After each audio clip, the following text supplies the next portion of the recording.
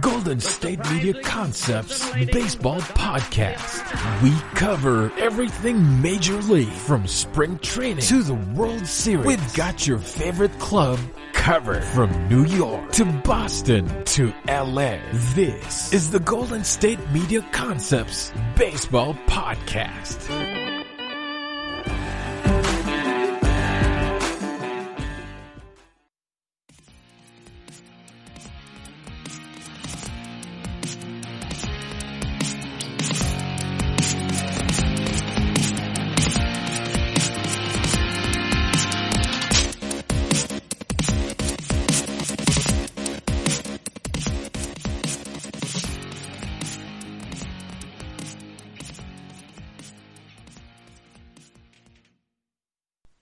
Thank you all for tuning in to the GSMC Baseball Podcast, brought to you by the GSMC Podcast Network. I am your host, Evan Worley, and happy Friday to everybody. Hope you guys had a great week.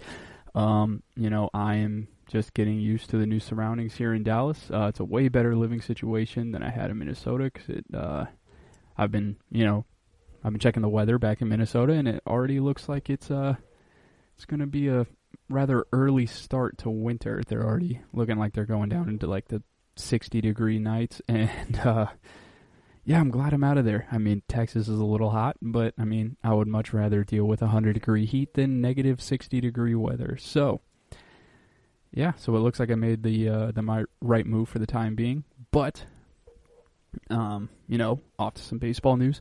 So it's been another week. And it's been another week of injuries to some of the major names in the game. This season, there's been a ton of soft tissue injuries, and, I'll go over some of the big names who have gone down on the year and just remind you who's been missing up to this point. There's some weeks are bigger than others when it comes to these injuries, but like when they don't have a lot of time to really prep themselves to come back and really get stretched out and get into quote-unquote baseball shape, people get injured, and when they get in, you can't really blame anybody. It's just they kind of got rushed back. So moving forward, we have the Chicago White Sox. They had a couple injuries this weekend. So Nick Madrigal, their rookie second baseman, was placed on the 10-day disabled list on Wednesday with a separated left shoulder. We left the game against the Brewers after injuring his shoulder, sliding into third base, and, that's a tough hit. We ran into awkwardly and, just kind of walked out the field in some discomfort, but the White Sox are optimistic that it can return before September. So, separated left shoulder, it'll take about a couple weeks for him, after they popped it back into place. It's going to just take a little while to heal, because, the second he goes and slides again, that thing's just going to pop right out, and it's just going to be a never-ending cycle. So get well soon, Nick Madrigal. You had a pretty good start to the season, and pretty good start to your career. So let's see how, we'll see how he comes back and bounces back from this. Next, they also had Edwin Encarnacion leave Tuesday's game with another sore left shoulder. He reached base on an infield hit in the fourth. But it looks like he messed it up on the swing. He made a really weird facial expression, kind of wincing, once he made contact on his swing. And, they had the training staff check him between innings, and, he just didn't come back. So, when something like that happens, it doesn't seem like it's going to take that long for him to come back. Maybe, sit out a week or two, nothing really too crazy. So, we should expect him back within the next couple of weeks, I would say.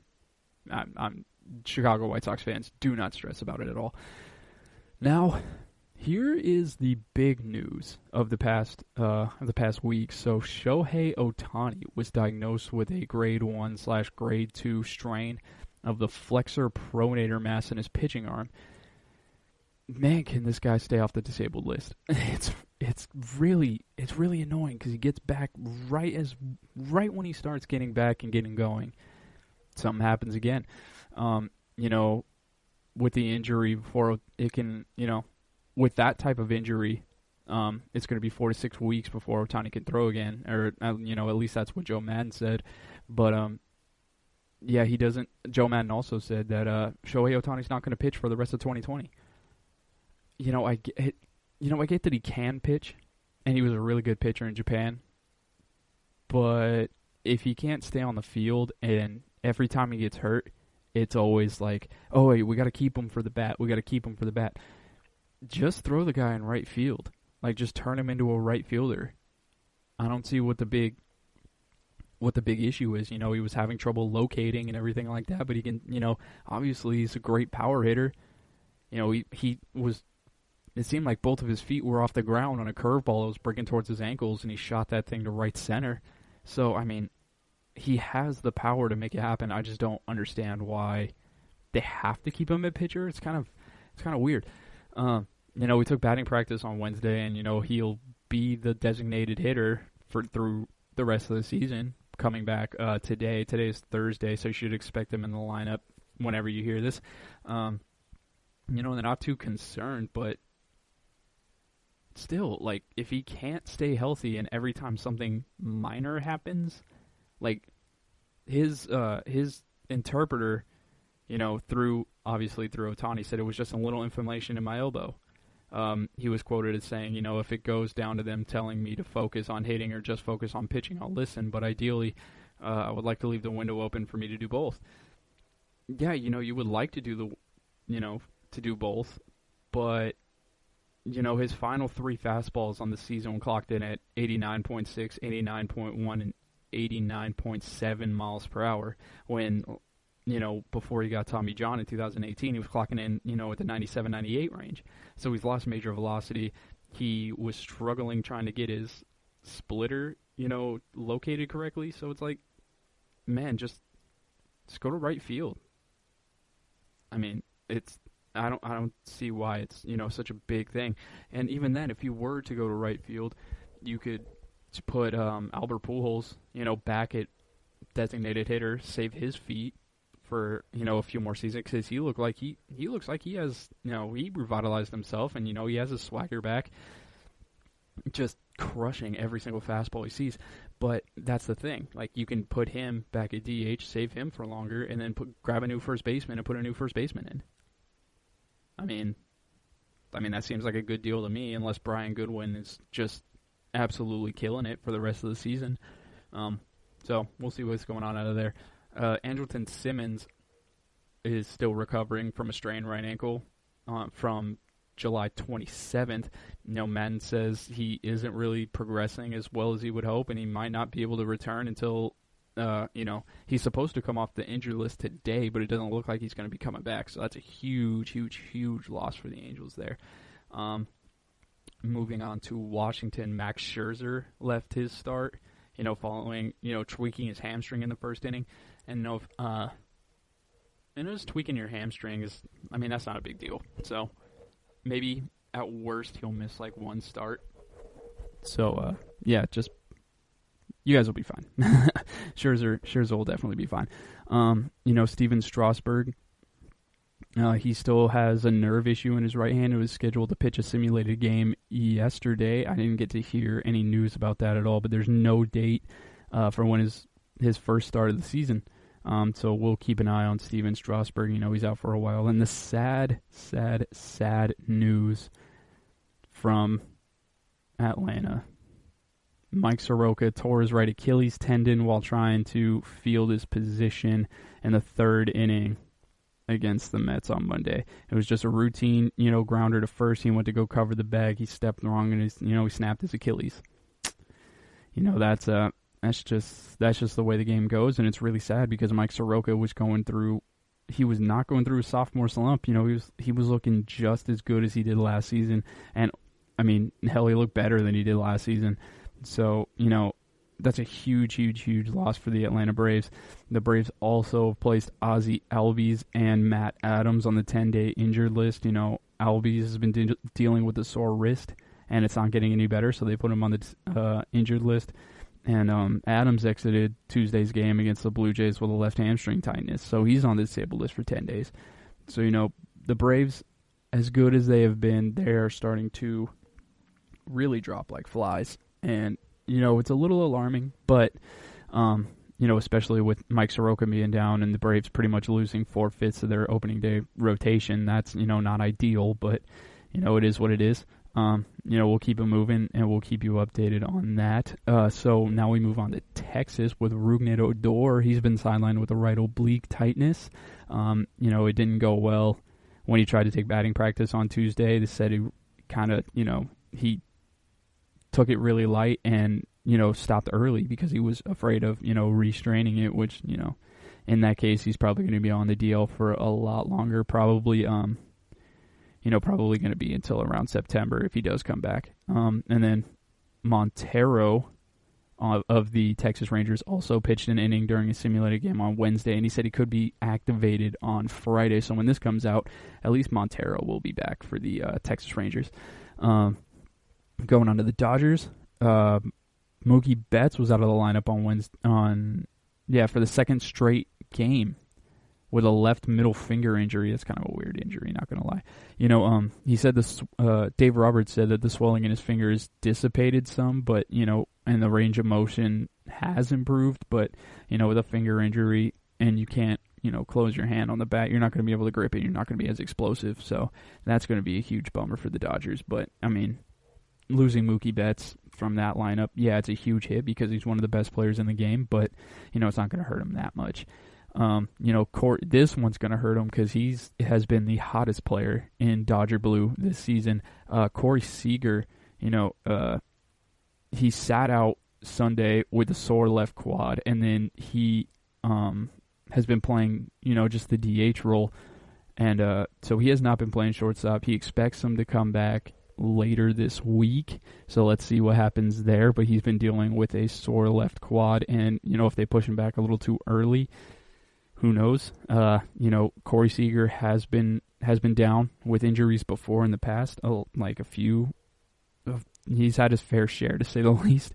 So let's just hope he doesn't come back and push it a little too much, because if he does, then that's going to be a huge, huge, huge loss for the Dodgers. He's definitely been their MVP this season so far. Roberto Ozuna for the Houston Astros abruptly left Saturday's game against the Angels with an arm injury and will need Tommy John, so he's going to be done for the season. He's out there. He's seeking a second opinion, trying to figure out if he's actually done for the year, but if the first doctor says you need Tommy John, you probably do need Tommy John, so you're going to be out for the season. So Roberto Ozuna, he's done for the Astros. Michael Brantley also, he's been dealing with a quad injury that kept him out of the Astros lineup on the Tuesday opener against the D-backs. He's been hobbled. He's been messed up ever since he stepped on the foot of Joe Kelly on Tuesday's game while Kelly was covering first base. So, so without Ozuna and without Michael Brantley, no one feels any sympathy for the Astros, so I don't know why I would even say anything. Anyways, karma, Astros, that's pretty much just what it is, just strictly karma. Moving on to Colorado, Wade Davis has yet to resume throwing and continues to receive treatment for his strained right shoulder. That's not good. He picked up a pair of saves in Colorado's opening series versus Texas, and then he blew a save Friday versus the Padres, and he's been done ever since then, pretty much. So it's going to be a little while for Wade Davis. Moving on to the Cincinnati Reds, Moustakas was replaced defensively in the top of the sixth inning of Tuesday's game against the Indians because of a bruised right quad muscle. The Reds announced that, and on Sunday, the second baseman had to miss his second game of a doubleheader in Detroit after he was hit on the left forearm by Tyler Alexander's pitch. He's also out of the starting lineup on Wednesday, and David Bell says he could return later this week. We'll keep an eye on that. Moose has had a kind of a rocky start to the opening season, so hopefully he comes back. But it's not looking good for the Reds. They just got Joey Votto back because he was out for a few days. He self-reported COVID symptoms, so he just wanted to sit those few games out. So they just got him back, actually, which is good. But Nick Senzel was scratched from the starting lineup for the game against the Indians. Senzel injured his ring finger sliding head first into second base. That's lame. That happened to me once. I got a stress fracture in my pinky because I slid into second base and hit the bag wrong. You got to get one of those sliding little glove things. I see all the players now have the little sliding gloves on their lead hand. So look for Nick Senzel to have one of those in the future. And in other Reds news, Wade Miley is progressing. He's progressing pretty well in his recovery from a groin strain, and he could be back. He could be back today, actually. So we'll keep an eye out on that. We'll see how the Reds need as much pitching depth as possible. Like, their pitching has been very subpar. So we'll see how they go.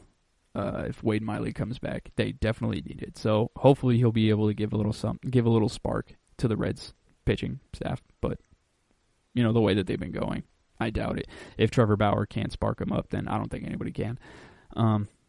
Lastly, we will go on to Cleveland. Roberto Perez, with Cleveland, they don't really have a timetable for when he's going to return from the shoulder strain. But after an evaluation, they are more optimistic that he will be off the disabled list very soon. He just went on Wednesday. So if he's on, I think they only put him on the 10-day disabled list. So if they do, then he'll be off exactly on the 10th day. I don't see him going very longer if they're saying he's progressing pretty well. And then Tyler Naquin also, he suffered a hairline fracture in his toe. God, that has to suck. Oh, a hairline fracture in your toe, that has to be the freaking worst. But he got it in an exhibition game on July 20th, and he's progressed to simulated games he's gone to the alternative training site in Lake County, Ohio. The team doesn't see him as an option to activate off the injured list in the immediate future, so it could be, a few more weeks before we see Tyler Naquin in the old red and blue with the Chief Wahoo. Alrighty, guys. So that was our first little, our little trip through the injured list. Get everybody refreshed on who's missing and why.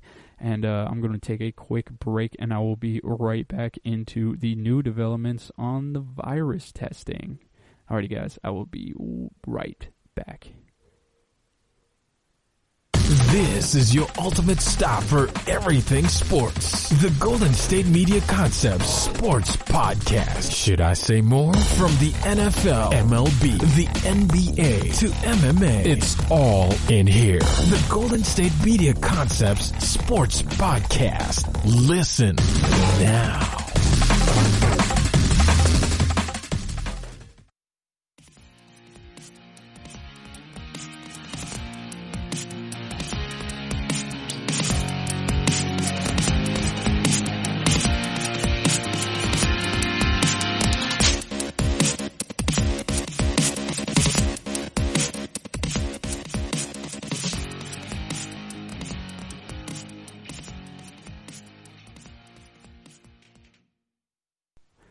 Alright, everybody, and we are back. So we just jumped into the injury recap. So now let's go on to this new virus testing.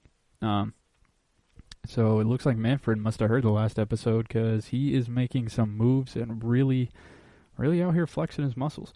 So Major League Baseball, with all the COVID-19 outbreaks and the Marlins and the Cardinals and all that, they sent severe revised protocol measures to all clubs on Wednesday, threatening to suspend a player or staff member for the remainder of the season for repeated or flagrant violations. That's big. That's real deal Holyfield right here. Like, you are suspending people if they go to strip clubs. They must have found out that they actually did go to Magic City in Atlanta, which is not only hilarious, but also, a really big deal. It turns out, Magic City's a hotbed for coronavirus. Pro tip for all you Atlanta people.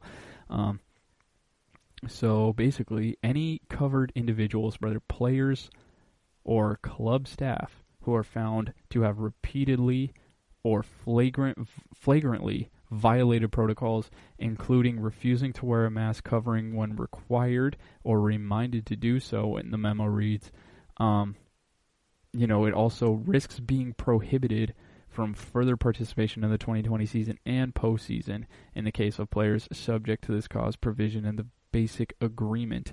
The commissioner's office will send written warnings prior to any action being taken. So you could be done for even the playoffs, not even suspended for just the regular season. But if you mess up, you gone. Just gone. Bye. That's so crazy. That's nuts. Hey, what do you know? Shout out Ron Manfred for actually taking this seriously. It looks like we actually will have baseball now. Who would have thought that, if we just had some good protocols, set in, started by the leaders up top, and then trickling on down through the system, it would actually be, good for the sport. Wow. Way to go, Manfred. You finally have done something right. So here are some of the revised protocols. Players and staff must wear face coverings at all times, including dugouts and clubhouse, with the exception of players being on the field. This includes all coaches on the field and every member of the umpiring crew. They must also wear face coverings at all times in the hotel and in public places on the road. That is a huge deal. I wonder how they're going to get Angel Hernandez to abide by that rule, because he's already up to Angel Hernandez things. I was surprised that he's actually getting big league games, because he's currently suing the MLB. They're in a lawsuit right now for for them not giving him the lead umpire's role because he is Puerto Rican or Cuban or something. I don't know. When everybody knows that he's the worst umpire in baseball, and he's still getting games. And I turned on the Yankees-Phillies game, and the first pitch I saw was him ringing up, I think it was Tauchman, and that ball was at least, a few inches off the plate. So it took me, I didn't even know who the umpires were. I just saw the pitch was terrible. He got rung up, and I was like, oh, that has to be Angel Hernandez. And then when Phil Nevin started to argue, they threw him out of the game, and they were like, oh, there's Angel Hernandez again. So says a lot when you suck so bad that someone who doesn't even know who the umpires are because they just turned on the game immediately knows it's you because of it's a bad call. Again, not okay. Angel Hernandez rant over. Let's keep it moving. Clubs are now required to reduce the size of their traveling parties to only personnel who are absolutely essential to playing games. The compliance officers must certify that every member of the traveling party served as an essential function to the road trip. Was this not a thing? Why would they be carrying so many people who aren't absolutely essential to playing the games? I get the wives get to come and stuff like that, but if they're just cutting out the wives, I don't think they really need to make it that big of a deal. They just got to say hey, keep the wives at home. I think it's pretty self-explanatory. So another is staff and players are strictly prohibited from meeting in hotel rooms while on the road, including to share food, and may not gather in public areas of the hotel without permission of the team's compliance officer. Each team will make at least one private large room at the hotel with food and other amenities that is configured to allow for social distancing. Yet, while eating and drinking, individuals are discouraged from talking to one another or even facing one another. What? That sucks. That's so terrible. We see these vlogs and everything from JaVale McGee and Matisse Thybulle from the bubble and everything. Matisse Thybulle, one of my favorite players in the league. So if you're going to watch any of them, watch them. It's way more. I think it's way better than JaVale McGee's, but I'm biased, Sixer fan. But yeah, you see these people they're sitting by the pool talking to Russell Westbrook. It was him and Tobias Harris talking to Russell Westbrook, completely different conferences. And you see these guys they're all going fishing together and going on boats and riding jet skis and stuff like that in the bubble. And now, you can't even look at your own teammate while you're eating in a hotel when you're playing baseball. Come on, guys. How is it America's game, but it keeps getting beat out by all these other all these other leagues? That honestly sucks. I can't imagine how lame that is. You just are in your hotel, then you leave your hotel, you play a game, you go back, you stay in your hotel. You're in a constant state of quarantine already. There's no way you can roam around or even meet up or just even hang out with your, with your teammates. That sucks. That's so annoying. I feel really bad. If I was a vet not going to lie, I would probably opt out because of that, because that's so lame. Keeping it moving. On road trips, clubs must provide a minimum of 4 buses. That's going to be super expensive, my God. With fully unoccupied row between players and staff members, while prohibiting the side-to-side seating on planes. Players and staff members are prohibited from having more than 2 individuals in a row, and they can't sit across from one another. They are also prohibiting anyone from leaving their seats except to use the bathroom. Players and staff members must also wear surgical masks or N95/KN95 respirators on the plane, prohibiting cloth face coverings. Good God, MLB. Now it's getting a little ridiculous, and you wanted to go through all of this instead of putting in a bubble? It seems like a bubble is way more, like 100 times easier than doing all of this. At least it's a controlled environment. That's ridiculous. On planes, like, they have to wear, like, respirator masks. Like, that's nuts. Just get them all painter's masks or something. I don't know if those are the actual, like, masks that they're talking about. I don't know. I'm not a physician, but I'll just get like a painter's mask and just walk around in that. Something that makes me look like I'm like I'm Walter White or something, just cooking up. Keeping it moving. Eating and drinking are still permitted on planes, but players and staffs are prohibited from talking to one another at the same time. What does that mean? So they can't have conversations? Like, I thought these guys are tested twice a day. If they're tested twice a day, then why does that matter? If they're tested so much that everybody knows that they're going to be healthy, then why does it really matter that they are having conversations, like back and forth conversations? That doesn't make any sense to me. Any player and staff member must notify their compliance officer if they intend to leave the hotel on the road. The officer will decide whether their planned trip outside the hotel complies with the manual of the club's code of conduct. That's a big one. No strip clubs. Sorry, fellas.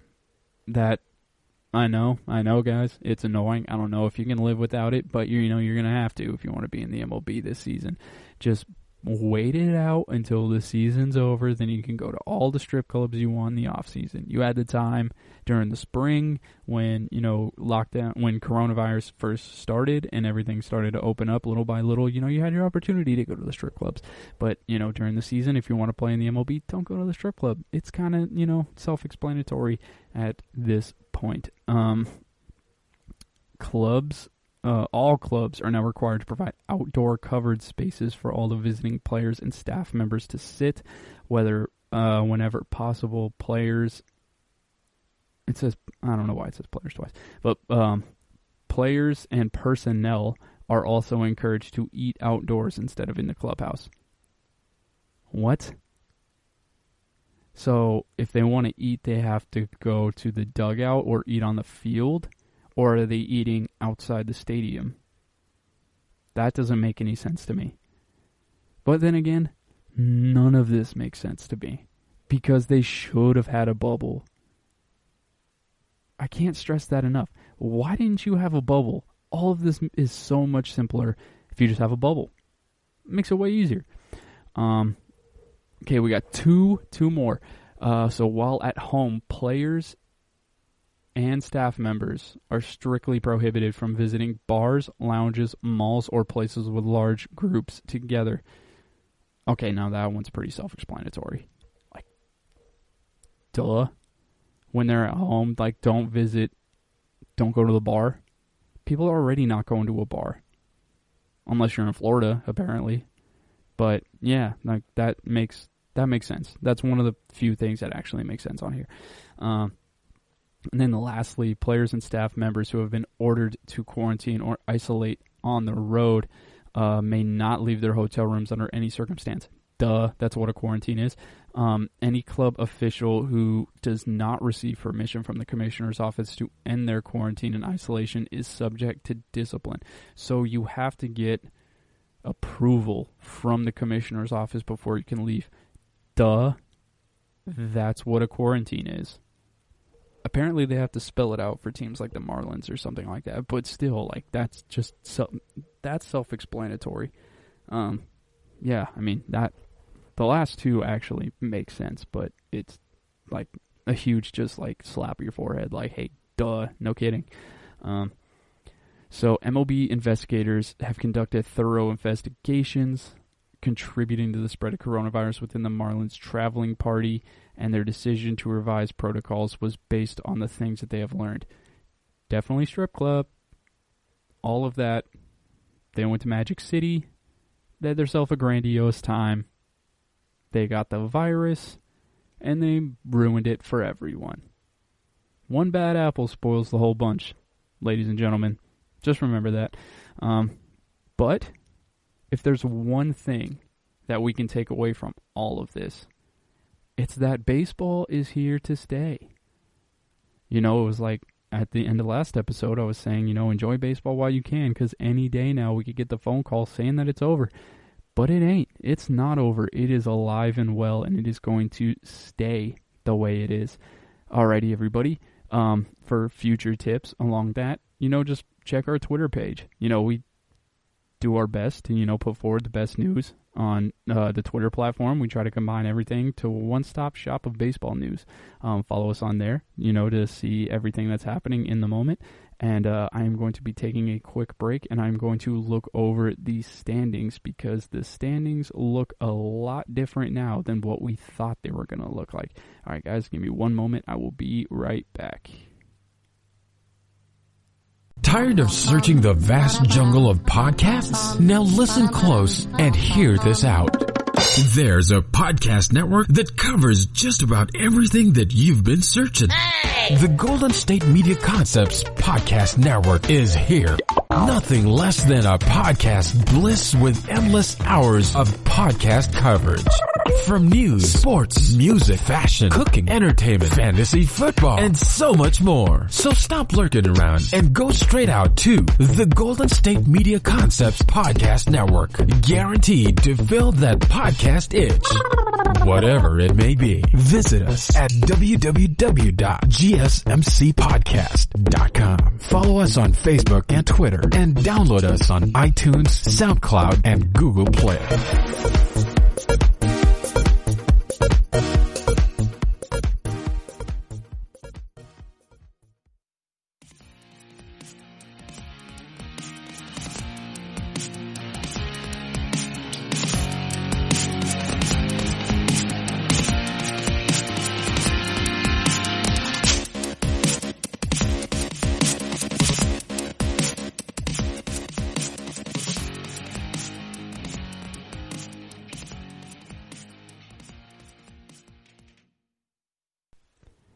Alright, everybody, thanks for sticking around.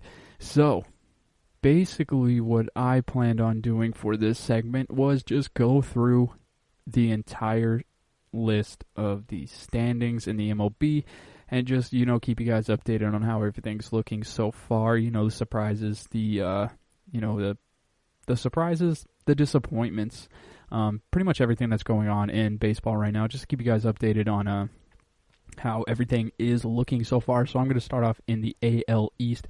Obviously, the number one team, the Yankees. They're 9-2. They're 8. Yeah, they've won, 8 of their last 10 games. They have a plus 15 run differential. And, they have this upcoming series against the Philadelphia Phillies coming up, so that's going to be a pretty good series. Next up, number 2, the surprise. What's even more surprising is just their record being second place. I think that's a huge deal. Baltimore. Baltimore is 5-6 and holds down the second place in the AL East. But they also, based off win percentage, because we know Papa MANfred said that we could have, go into win percentage.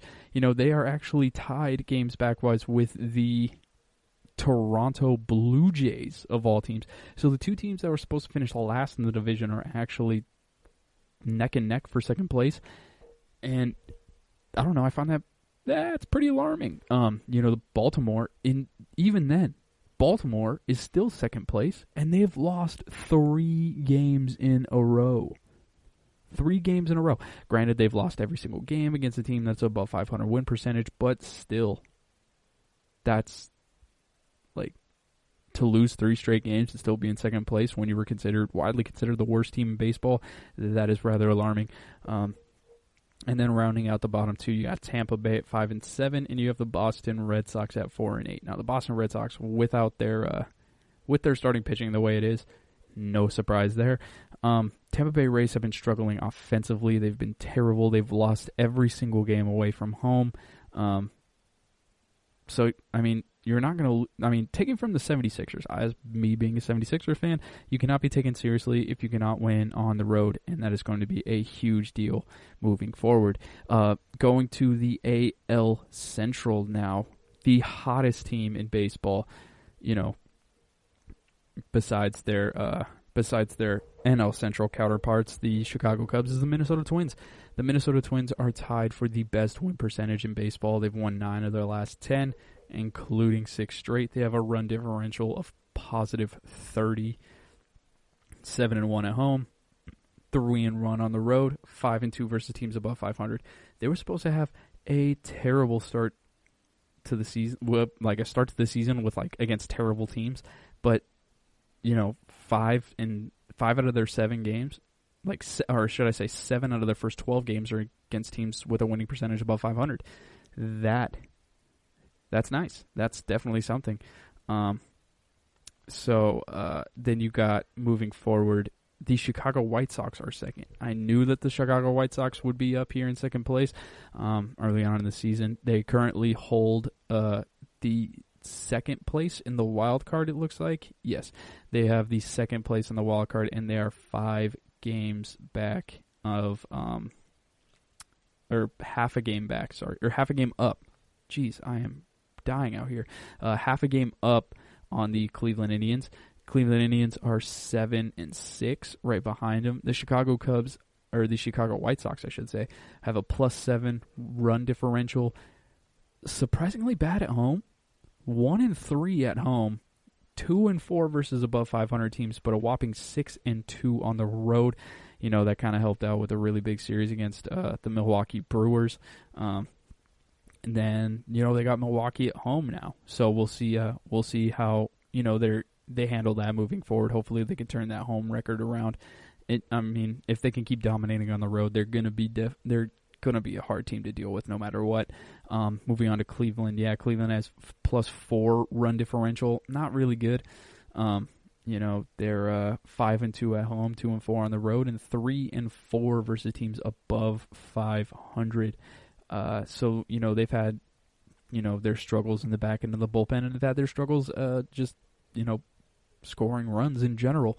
In their first 13 games, they've only scored 34 runs. That's not good, being outscored by the Kansas City Royals and the Detroit Tigers. Not something, you really want to write home about if you're a Cleveland fan right now. And then in 4th place of the AL Central, you got the Detroit Tigers. The Detroit Tigers are only half game behind the Cleveland Indians. They're 5-5 in their last 10. Actually, their run differential is -11, which is kind of surprising for them, being 500, but also being outscored by 11 runs on the season. They're 2-1 on the road, 3-4 at home, but they've yet to play a team above 500. So we'll see how they handle that. They got St. Louis coming up, but also St. Louis is not above 500. So maybe they will be, and we'll just see what happens when they actually play. That was a huge bug that flew past my face. My God. Texas, figure it out. Quit feeding your bugs steroids. Next up, to round off the AL Central, we got Kansas City. They are 3-10 on the year. They're being outscored by 22 runs on the season, 0-4 at home, 3-6 on the road, and they're 3-10. Every team they've played, every single game they've played so far has been a team above 500. So not going in the Royals' favor. Don't expect it to turn around very much. They're probably going to solidify themselves as the number 1 pick in the draft in the next year. Going on to the AL West. The AL West at number 1. the Oakland Athletics, no real shock there. They're 7-3 in their last 10. They're plus 13 in run differential. 5-3 at home, 3-1 on the road, 0-2 versus above 500 teams, and they just had Matt Olson have a walk-off granny for the second time this year. Who would have thought that would have happened? But yeah, walk-off grand slams are just a thing in Oakland now. So every single Oakland game is going to be entertaining. Be sure to tune in to every single one of those. Next up, in second place, you got the Houston Astros. They're game and a half back, 5-5 of their last 10. They're plus 10 in run differential, 3-3 at home, 3-2 on the road, and 0-2 versus above 500 teams. Not good, especially when you lose your best closer. Definitely not good. So, huge bummer for the Houston Astros, but I mean, trying to, give sympathy to the Houston Astros, just isn't really a thing anymore. Moving on, number 3, kind of a surprise. The Seattle Mariners are actually third in the AL West. They are 3.5 games out of first place. They are 2 games behind the Houston Astros. They're 4-6 in their last 10 games. They're being outscored on the year by a whopping 26 runs. My goodness. 2-4 at home, 3-4 on the road, 2-6 versus above 500 teams. Hopefully they'll be able to turn that around. They have a big series with the Angels coming up. The Angels are actually right behind them with a 4-8 record, 4 games out of first place, 2.5 games out of the wild card, 3-7. They have super dad strength Mike Trout, which, we thought Mike Trout was actually just superhuman to begin with, but no, you add dad strength to do it, and turns out this guy's an absolute animal, getting 3 homers in 2 games since he became a dad. So, do your worst. Do your worst, Seattle. Just finish. All they got to do is finish off the Angels and get themselves back in a prime position. The Angels are 2-4 at home, 2-4 on the road, and 2-5 versus teams above 500. And with Shohei Ohtani going down, he has that bat to the lineup. But then again, the pitching has been terrible this year. So their bullpen has blown 5 out of their 6 chances. No bueno. So I don't expect the Angels to do much besides, be a below 500 team. And then to round out the AL West, right now you got the Texas Rangers. They are 3-7 on the year. They lost 2 straight. They're being outscored by 16 runs on the year. They got a 2-3 record at home and 1-4 record on the road, and they are 1-4 versus teams above 500. And that's probably going to get a lot worse because they're currently in a series against the Oakland A's. So that's definitely going to get a lot worse. Big rip to Texas Ranger fans. I guess, it's not too early to say this. Better luck next year. Now, let's go on to the AL. The number 1 team in the AL East is actually, because of scheduling conflicts, the Miami Marlins. The Miami Marlins are actually 5-1 on the year.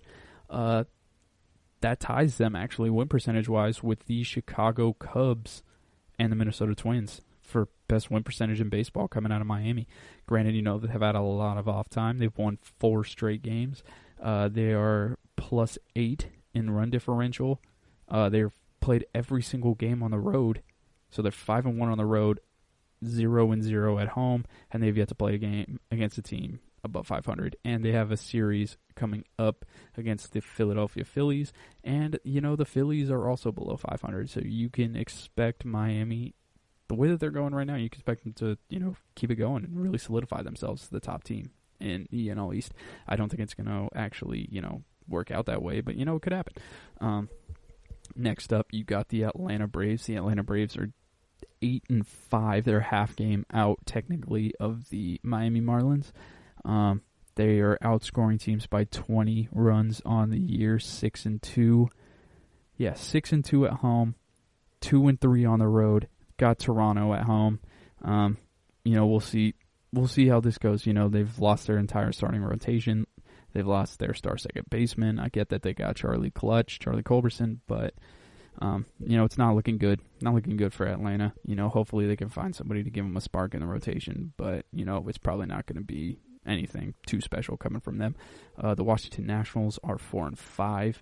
They're 2.5 games out of first place. They're outscoring teams by 2 runs. They're 4-5 at home, 0-0 on the road, and 1-2 versus above 500 teams. And they're playing Baltimore next. So someone's got to solidify themselves. Like, Washington, don't play around with Baltimore. Take them seriously and just wipe the floor with them, and really solidify yourselves as a huge contender in the NL East. You still got time. Strasburg's down. Scherzer's down for a little bit, but you can still do it. You have the pitching rotation to do it, and you got Juan Soto back. What's better than that? Moving on, you got the New York Mets. They're 5-8. They are being outscored by 15 runs, 1-4 at home, 4-4 on the road, 2-5 versus teams above 500. And they are playing the Miami Marlins on August 7th. That's kind of weird. I don't know why they say the next game for Miami is Philadelphia when they have a game against the Mets tomorrow when this comes out. Kind of weird. Oh, well, whatever. The Mets, pretenders. I'm writing them off. Their bullpen has been trash. Their starting rotation has been average to below average at best. But they got Pete Alonso. So have fun with that, Mets fans. Lastly, rounding out the NL East, you have the Philadelphia Phillies at 2-4. They're 3 games out. They are being outscored by 3 runs on the year, 1-3 at home, 1-1 on the road, 2-4 versus teams above 500, and they're playing the Yankees. So, don't expect much out of Philadelphia. Expect a couple more Real Muto and Bryce Harper home runs on the year, but besides that, I don't see them being anything like they were supposed to be before the season started. Now, the NL Central. Chicago Cubs. Best team in the NL, hands down. It's not even close. Their offense was not looking good to start the year, and they just flipped the switch, and now they have some of the best pitching in the league, and they got some of the best hitting in the league. So watch out for the Cubbies. They're 10-2. They have won 6 straight, 9 of their last 10, outscoring teams by 18 runs, 7-1 at home, 3-1 on the road. They have yet to play a team above 500, and that's not going to change because they got the Kansas City Royals. So expect a sweep. They're going to keep the ball rolling, the snowball effect's going, and they're currently running away with the NL Central. Second place is surprising, to say the least, because the Milwaukee Brewers are actually second.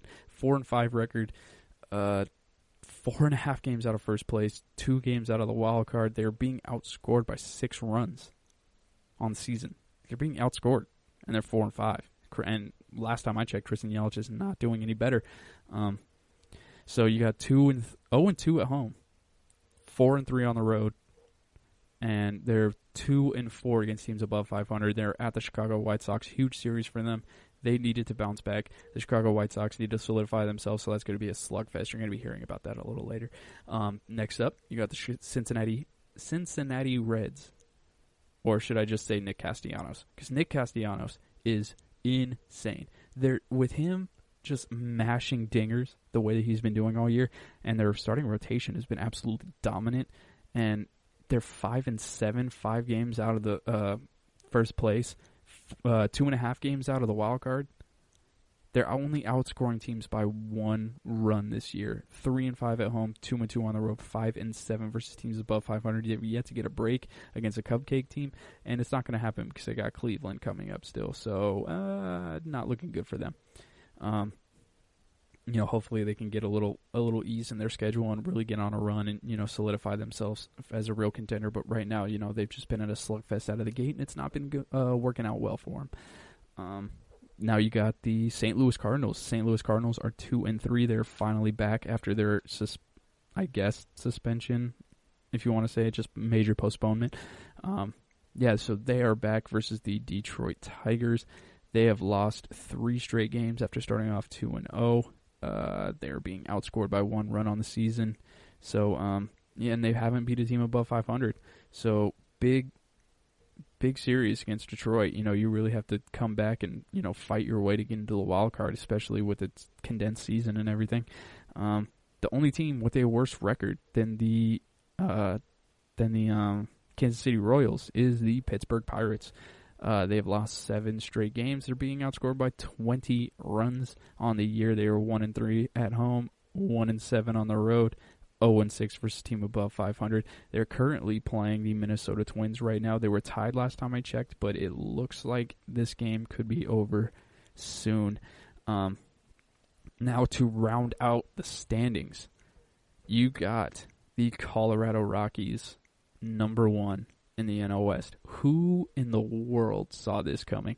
Their pitching is amazing. They're outscoring teams by 22 runs on the year. They're 4-2 at home, 4-1 on the road, and 4-1 against teams above 500. No one saw this coming. To have a better record on the road for the Colorado Rockies is insane. They're taking no prisoners, and it is fun to watch. They had an incredible series with the San Diego Padres, and they're currently playing the San Francisco Giants in a Giant series, no pun intended. So I'm definitely going to be turning that on after this is over. Next up is the Los Angeles Dodgers, actually 9-4 on the year. They just got done beating up on the San Diego Padres to really, put a stranglehold on them in second place. They have won 2 straight. They're outscoring teams by 33 runs on the season. Good God, 33 runs. That's amazing. They're 2-2 on the year, or 2-2 at home, 7-2 on the road, 4-1 versus above 500 teams. So they're not losing games to lollipops. They're definitely, solidifying themselves as one of the best teams, and I'm sure they're going to make their run at some point because they always do.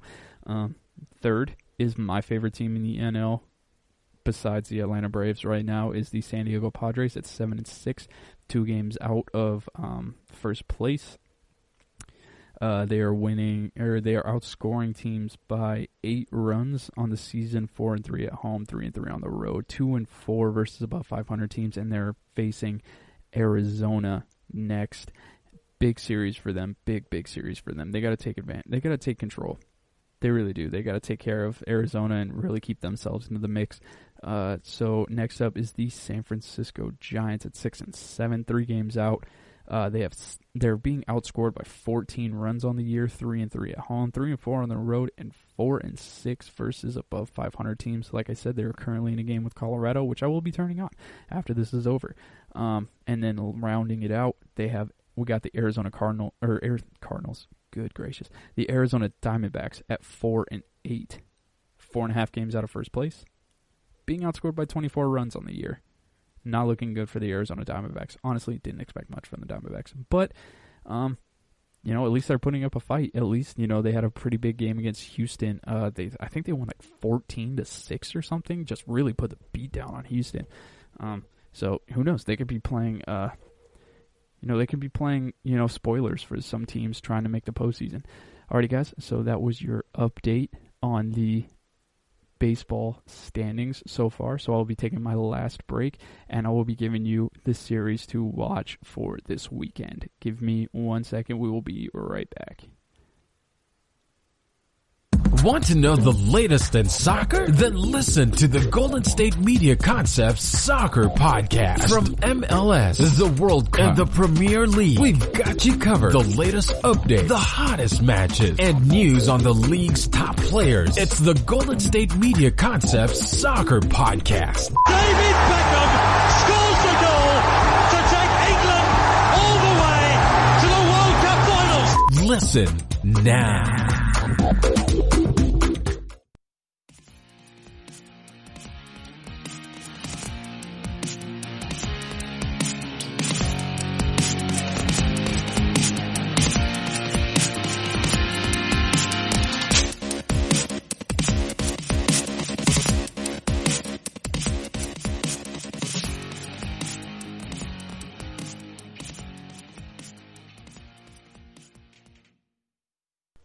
All right, everybody, and we are back. Thank you so much for sticking around. I really appreciate it.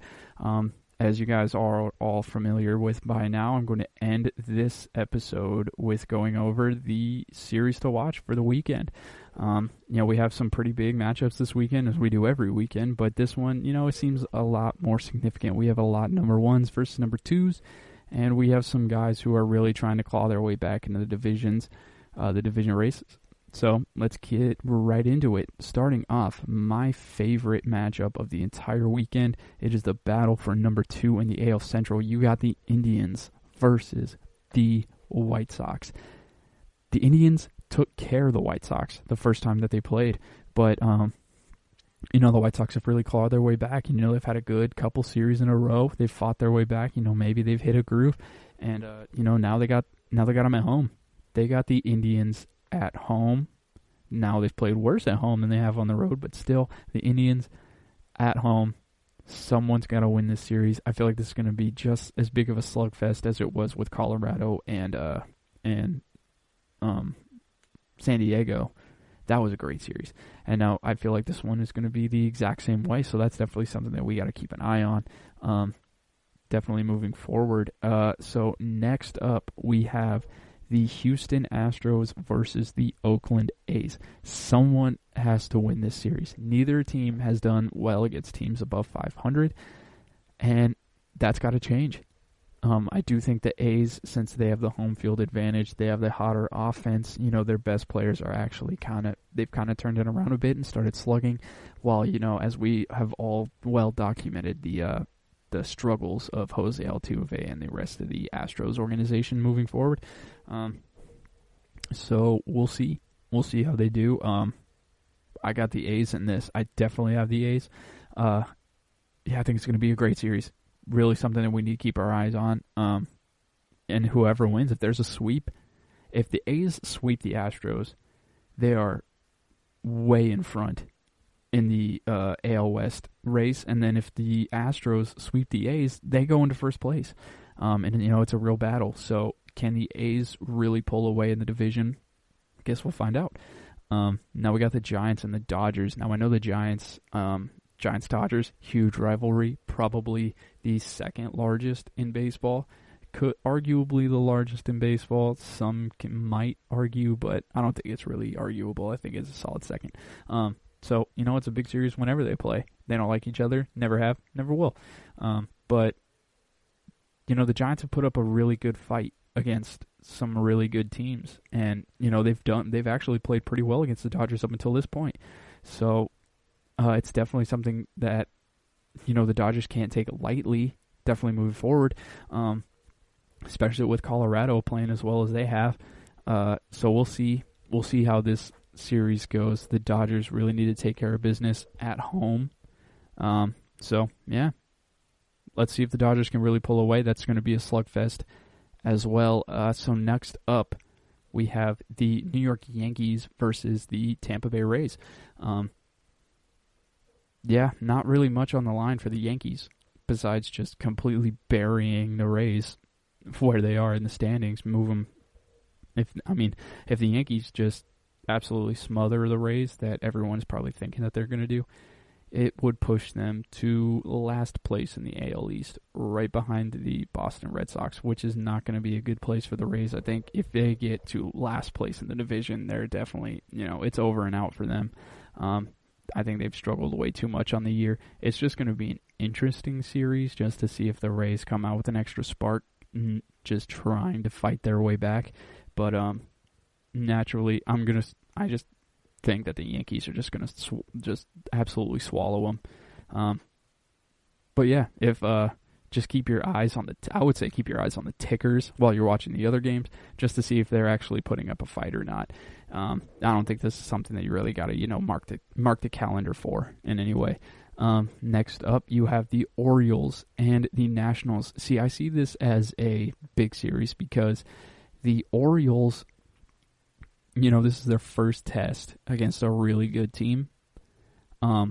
So they really need to do something. If they want to be even moderately considered as contenders, they have to, actually win this series against the Nationals. If the Nationals come in and completely dominate them, maybe only drop one game, then it's pretty much, it's just going to be like how the Seattle is every year. Like the Mariners, they always tend to start off rather hot, and then they go spiral deep down into the depths of the AL West and probably end up last place every year. So, if the Orioles, if they don't come out and really solidify themselves, then, I consider this to be the beginning of the end for them. And then lastly, the battle for second place in the NL Central. You got the Reds and the Brewers. So the Reds, they've struggled in the back end of the bullpen, like I stated before during our standings recap. They've really struggled with the back end of the bullpen. Nick Castellanos is the hottest hitter, arguably, in the NL. So maybe he can, keep them moving forward and get them past the hump and, really bring them back, because the Brewers have kind of got beaten down against the Chicago White Sox recently. So that's definitely something you got to keep an eye on. The Brewers, maybe they can come out of their slump. Who knows? No one really knows what's going to happen with the NL Central. That is just a mess, besides, the Cubs actually just taking it away. But it looks like that is going to be the league of the wild card, so you got to really figure out who is actually going to, solidify themselves as the number 2 team and really, take control of that. And thank you, everyone, for listening. That is our show. I will be back on Tuesday with a new episode. Enjoy your weekend. Enjoy your families. And be sure to enjoy this weekend's slate of baseball. You can follow me on Instagram at EvanWorley23. You can play me on Tap Baseball if you're bored. Nickname is EvanWorley23. And I would like to thank you for listening to the GSMC Baseball Podcast, brought to you by the GSMC Podcast Network. I would like to ask you to please remember to subscribe to the show and write a nice review. It really helps us. And also, if you can follow us on Facebook, Twitter, and Instagram. All right, everybody, have a great rest of your day, and I will see you Tuesday. You've been listening to the Golden State Media Concepts Baseball Podcast, part of the Golden State Media Concepts Podcast Network. You can find this show and others like it at www.gsmcpodcast.com. Download our podcast on iTunes, Stitcher, SoundCloud, and Google Play. Just type in GSMC to find all the shows from the Golden State Media Concepts Podcast Network, from movies to music, from sports to entertainment, and even weird news. You can also follow us on Twitter and on Facebook. Thank you, and we hope you have enjoyed today's program.